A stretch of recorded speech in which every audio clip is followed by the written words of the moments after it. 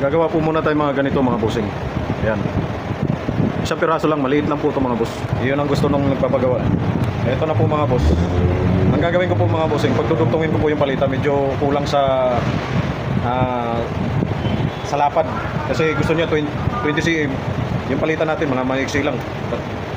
9 tapos 12. So pagdudugtungin ko lang po ng ganito to mga boss.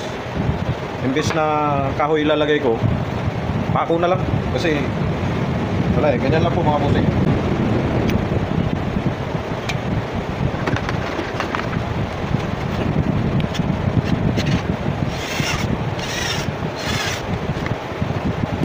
Lagyan lang po natin ng stick wheel mga boss para magandang kapit. So yun na po mga bossing.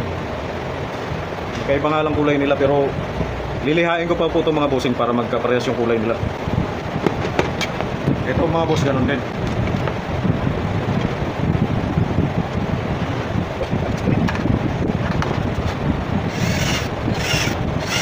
Mga ginagawa ko po dito mga bossing para lang po ito sa mga nag-DIY or mga gusto lang po matuto sa mga ganito mga boss. Small tips lang para lang po sa mga baguhan to mga bossing. Sa mga magagaling na po, bis na po tayo mga bossing.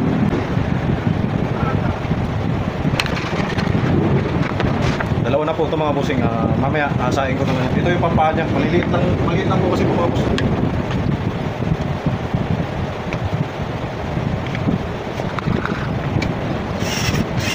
Kaya po natin ginaganito mga bossing para magkaroon po siya ng bakat dito. Tapos doon nyo na lang po bubutasin para sure ball mga boss.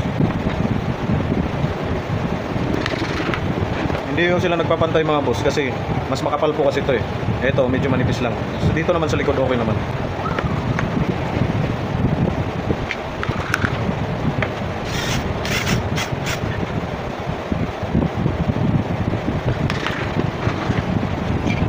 Lilihain ko na lang po mga bossing. Okay na po siya. Dalawa lang naman ganito. Dalawang paa.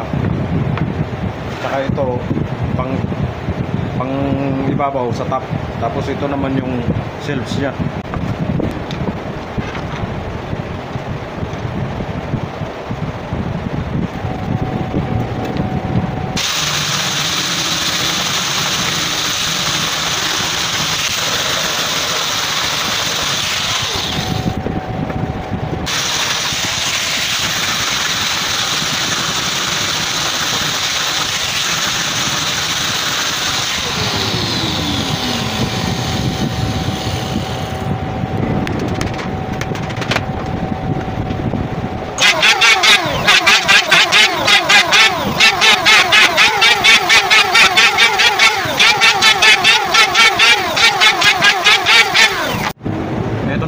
Kunti na lang. Tatapos na po yung paglilihan niya mga bossing.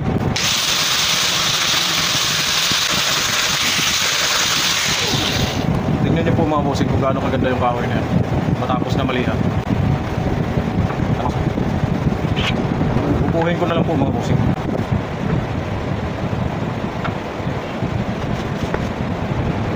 Ako na lang po ilalagay ko mga bossing.